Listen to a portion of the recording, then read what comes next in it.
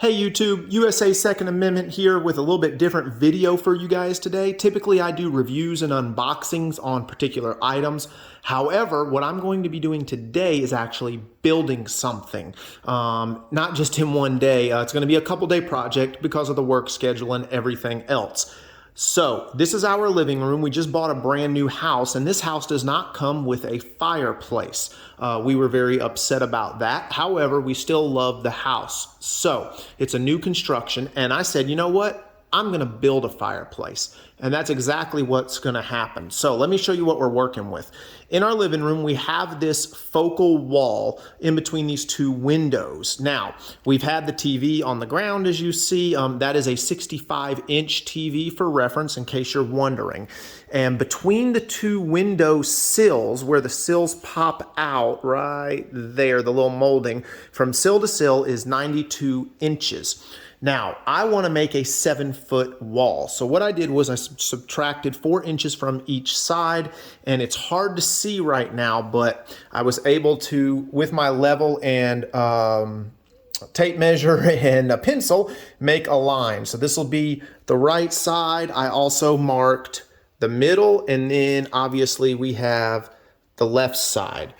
So that is step one. So this is going to be a little bit of a lengthy video. So if you guys want to skip ahead, feel free to do so. Hopefully as I go through this, I'll be able to show you some tips that works for me. And yeah, so the design is going to be an electric fireplace here. It's going to be a 50-inch. Above that is going to be a mantle. We got a 6-foot mantle. And then above that is going to be the TV, which is a 65-inch TV. However, the TV is not 65 inches across. As you know, it's a diagonal measurement. So the longest piece is going to be the mantle. All right, stay tuned. We'll see how it progresses. All right, guys, construction day is upon us. So I highly recommend doing a mock-up, because where I thought we wanted the fireplace is not where we want it. I put the bottom of that at 18 inches, and we realized really quickly that it's too high. So we're actually going to lower that down to 1 foot, which will allow a little bit more space between the fireplace and the mantle. The mantle's staying where it's at. It is at 50 inches in the middle. That's how we're going to do it. And then, of course, the TV is above that. All right, stay tuned. All right, guys, real quick tip. Make sure that you measure and do a lot of prep work, and it'll save you time later on. So this is the center line marked by a C. My wife went through and marked all this. S for a stud line, S for a stud line. Obviously, we have our outside line here. Take the time, do the prep work. All right, guys, anchor boards are up. These are 1x4s. We got 1x4x8s. I cut them down to length, which was 7 feet. So I just cut a foot off each end. We anchored them into the studs. I have 5 studs going through there. I put 2 screws in the middle stud, 2 screws in the outside studs. I put 1 screw in the in-between studs. All right, stay tuned. Hey guys, all right, so we have the anchor boards in, we have the side pieces in. The tops, there's a little bit too much of a gap. We cut too much out. So the way I'm going to fix that is I'm just gonna put a 2x4 on top of that and screw up, let me get up here, and screw up through that top joist, that 2x4, and then basically we'll just have a top plate that'll sit on top, and that way we can apply the top trim, because right now it's a little over a 3-inch gap, and it's just is too much. So that'll be fixed, and then we are gonna go out to the store to get more screws. Let me show you guys, hold on one second. Okay, so these are the screws that we're using. Word to the wise, get more screws than you think you will need. We got 1 box of these. It has 85 pieces. We thought that would be enough. And you see how far along we are, and we only have 4 screws left. That's it. So definitely need another box of these. All right, you guys stay tuned. We'll be back. All right, guys, another update. This is where we're at so far. So we have the fireplace framed out. Now, different fireplaces attach differently. So I saw a video that made it look very simple and easy. However, the fireplace we got, let me show you. The fireplace we got, in order to attach the glass front, attaches with a screw on the side here, okay? The problem with that is if my wife and I frame the fireplace in so that these side frames are all the way up next to that fireplace, there is no way you're gonna get that screw in for the glass front. So what we did was we added about 2 inches to each side, so there's gonna be a gap here. This board will not touch the fireplace at all. The weight of the fireplace is going to be resting here on the frame that we built, and then in the sides of the fireplace, we measured the height, we did a cross board, a support board, an anchor board, whatever you want to call it, and we will drill a screw into this, which will actually anchor the fireplace to a support board. So the weight is supported down here, and then the tilt is supported right there. They don't tell you this in the fireplace instructions. In the instructions, they just say, you know, you need this much depth and this much height, and that's it. They don't tell you about that. So very important to take your time, pay attention to that stuff. All right, be back with another update soon. Next is going to be framing above here. Okay, so above the fireplace is going to be the mantle. All right, guys, so we are back and the framing is done. It is completed. We used a lot of screws. It is very solid, so we're happy about that. Some of the wood, we tried to pick wood when we went to the store that was straight, but obviously not every piece of wood is straight. Some of it is warped and all that. So we had to work with it and really clamp or hold it in place. My wife did that while I got the screw in to hold it how we wanted it. So just to let you know what's going on here. So the bottom right there, that's going to be all shiplap. This is the cutout for the fireplace, which we will be putting in next. I believe that's the next step, is to actually secure that to its anchor board. This right here is just brace. That's it for this cross member. That is where the mantle cleat is going to go. And then above that will be the mount for the TV. We did these 2 studs right here. Those 2 studs are 24 inches apart, which is the exact dimension that we need for the TV mount. So we based these studs off of the TV mount, and then we did this cross member right here. There's a cross member there, and a cross member there, and a cross member there, and then we put a support underneath it. We did that for the mantle because the cleat involves a lot longer and a lot more screws in order to fasten it in. It actually has 5 sets of screws across almost 6-foot mantle, whereas the TV mount only has 2 sets of screws. One, and then 2 feet away is another set of screw. All right, next part is the fireplace is going in, and we will start shiplap. All right, guys, it is morning number 2. I did not film or do an update last night. We got done at about midnight.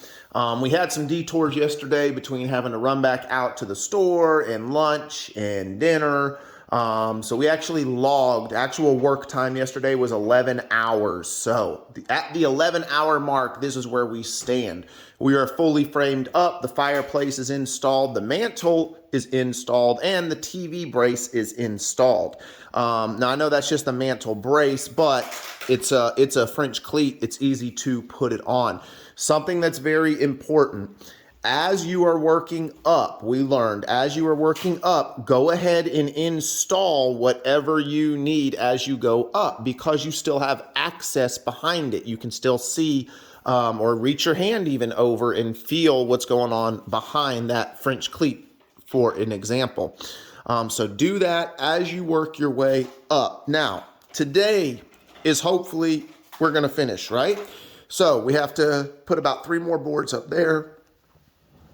We have to finish this side. We got to finish the other side. And we have to do, we're going to do a trim piece up top. We're going to do a baseboard down low. We got quarter round for inside the corner. We got lattice for the outside. So we got a lot of trim work and finish work to do today. And then we're also going to paint the wall. So, the entire, here, let me back up so you guys can see better. So the entire wall, right, where the window is, all that sheetrock over there, all that sheetrock here, we're gonna paint and just, you know, really set this off, give it a bit of a pop of color. So we're gonna drink some coffee and then we will get to it. So you guys stay tuned for the next update. All right, guys.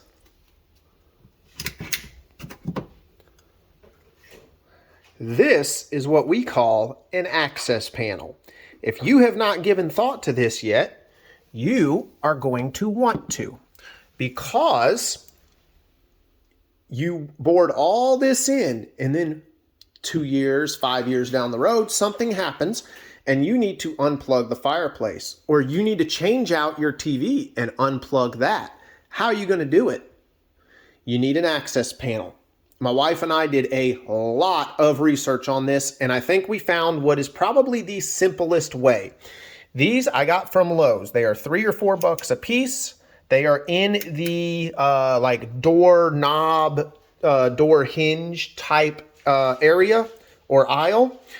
I got 4 of them. I only needed 2, but I'm glad I got 4 because this one worked out great. The one that we had here originally literally was not magnetized. On the back, there's a little plate.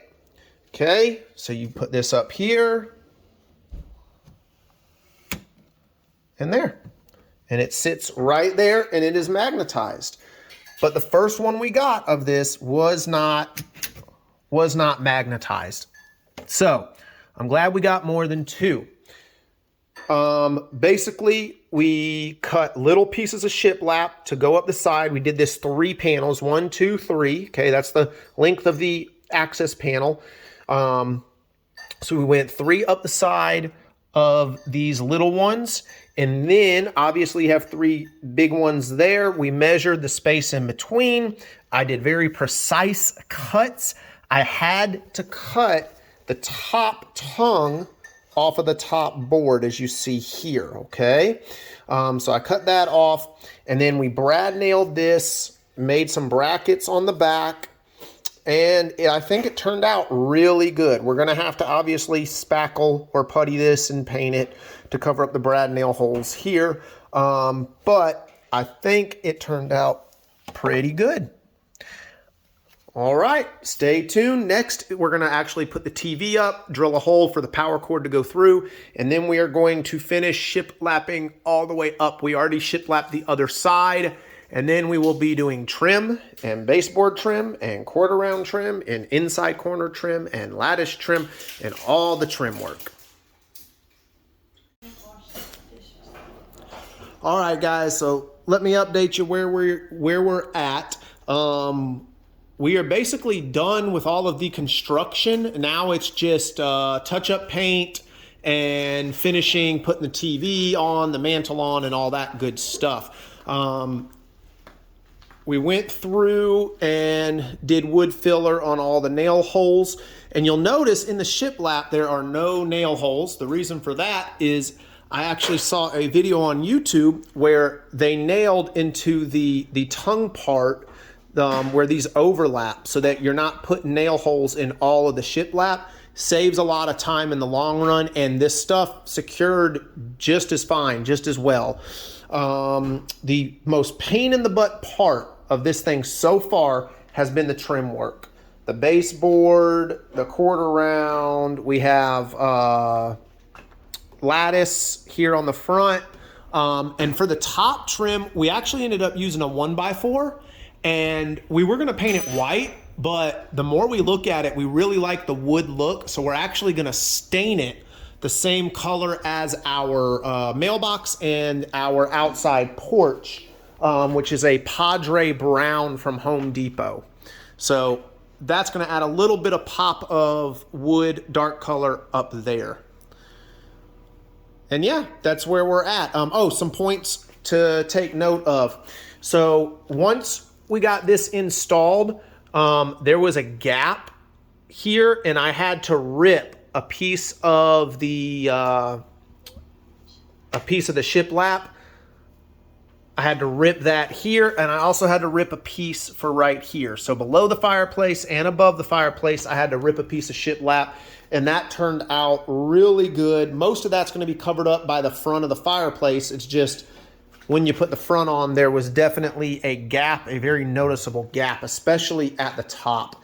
So that filled in nicely. And we hung the TV, saw where the cord was going to go. So that's why there's a hole right here, is to pass the cord through. And then obviously we'll be able to access it via our access panel. All right, stay tuned. The next video should be the finished product. I think that's going to be the last update. All right, guys, it is done. Finally done. Give you the full view here. We are very happy with it. My wife and I worked our butts off. We bickered and argued a lot. I thought I was going to sleep on the couch at one point, but we made it through, and the final product is just awesome. It looks like it was built here from the beginning. It looks like it was done by a contractor. I'm not just saying that to float our own boat. This is not perfect. There are some imperfections. There are some things that, could have been done differently or, finished a little bit better. But in the end, this thing is amazing. And the fact that my wife and I did this with 2 days, okay, it's Memorial Day weekend. We did this over the Saturday and the Sunday. It's Monday now. It is Memorial Day. Today is our rest day. I'm just doing this video because I didn't want to do it last night at midnight. So let's do a parts breakdown. And so you guys have that. If you have any questions about parts or exactly what I used, just shoot me a comment down below. I always respond. So 25 shiplap MDF boards. Those shiplap boards came pre-painted. We did not have to paint them. One of the reasons we got the MDF over just straight wood, we didn't have to sand, we didn't have to paint, we didn't have to prime. They're done. I put them up, the shiplap is done, and it looks amazing. All right, I used, let's see, we got one 1x4x10. That's what we used for the trim up top. We got 4 1x4x8s. That's what we used for the anchor boards.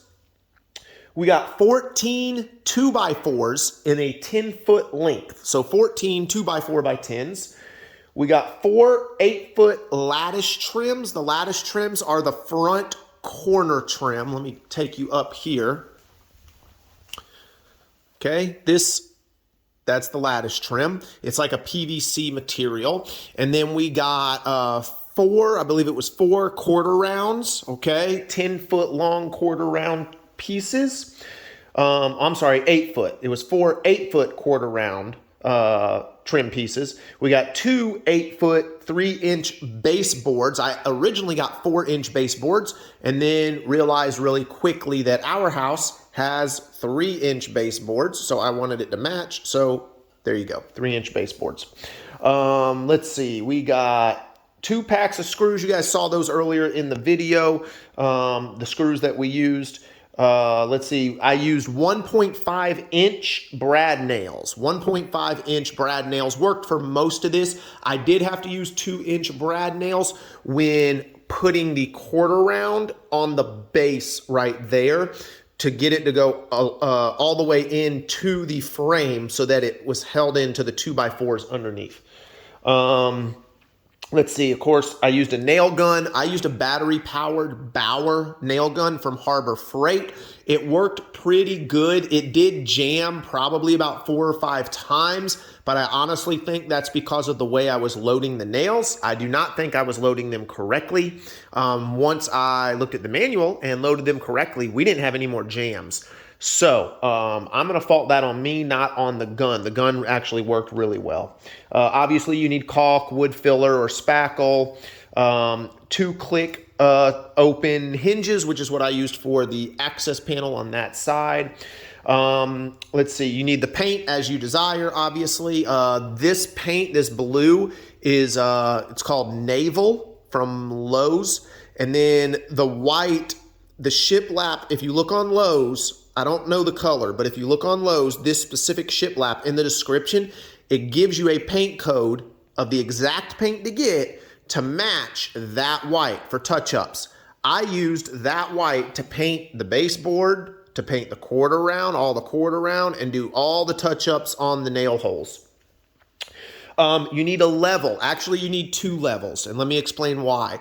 So you need a big level, okay? We have a 4-foot level, so we need a long level, and you need a short level, a little like bubble level or something as you go through the process. There are certain places where you need a big level, and there are certain places where you need a short level because the big level won't fit. So I recommend 2 levels. You need a square of some sort, like a carpenter square or or just a regular square, whatever you got, something so that you can square off. And then a table saw. My table saw was awesome. It is by Skill. I'll have a separate unboxing video on that, and I'll probably do even a separate review video on it. All right, guys, I know this was long-winded. I know it's a long video. Please, please, please, if you have any comments, if you have questions about what I did, how I did it, the materials used, leave them down below. I will get back to you. Hopefully you guys enjoyed the process and the steps as I was trying to film as we went through this awesome build of our focal point, our focal wall in our living room. Till next time, you guys stay safe. God bless America.